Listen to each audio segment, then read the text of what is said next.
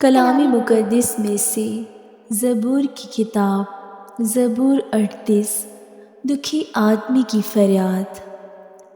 اے خداوند، اپنے قہر میں مجھے جھڑک نہ دے اور اپنے غضب میں مجھے تنبیہ نہ کر، کیونکہ تیرے تیر مجھ میں لگے ہیں اور تیرا ہاتھ مجھ پر بھاری ہے۔ تیرے قہر کے سبب سے میرے جسم میں صحت نہیں، اور میرے گناہ کے باعث میری ہڈیوں کو آرام نہیں، کیونکہ میری بدی میرے سر سے گزر گئی اور وہ بڑے بوجھ کی مانند میرے لیے نہایت بھاری ہے۔ میری حماقت کے سبب سے میرے زخموں سے بدبو آتی ہے، وہ سڑ گئے ہیں۔ میں پردرد اور بہت جھکا ہوا ہوں، میں دن بھر ماتم کرتا پھرتا ہوں، کیونکہ میری کمر میں سوزش ہی سوزش ہے اور میرے جسم میں کچھ صحت نہیں۔ میں نحیف اور نہایت کچلا ہوا ہوں اور دل کی بے چینی کے سبب سے کراتا رہا۔ اے خداوند، میری ساری تمنا تیرے سامنے ہے اور میرا کرانا تجھ سے چھپا نہیں۔ میرا دل دھڑکتا ہے، میری طاقت گھٹی جاتی ہے، میری آنکھوں کی روشنی بھی مجھ سے جاتی رہی۔ میرے عزیز اور دوست میری بلا میں الگ ہو گئے اور میرے رشتہ دار دور جا کھڑے ہوئے۔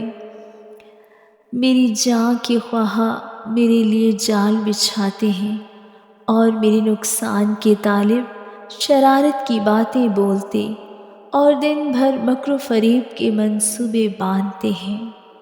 پر میں بہرے کی مانند سنتا ہی نہیں، میں گونگے کی مانند منہ نہیں کھولتا، بلکہ میں اس آدمی کی مانند ہوں جسے سنائی نہیں دیتا اور جس کے منہ میں ملامت کی باتیں نہیں۔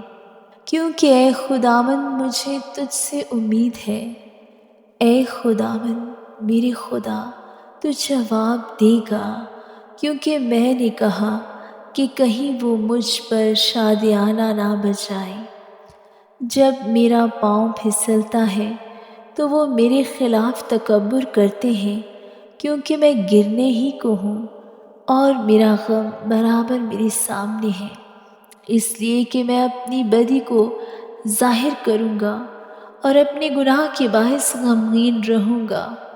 لیکن میرے دشمن چست اور زبردست ہیں اور مجھ سے ناحق عداوت رکھنے والے بہت ہو گئے ہیں۔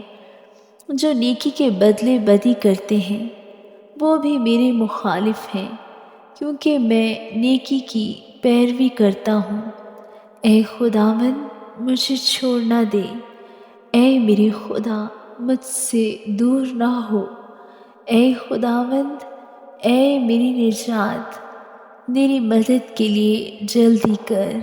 آمین۔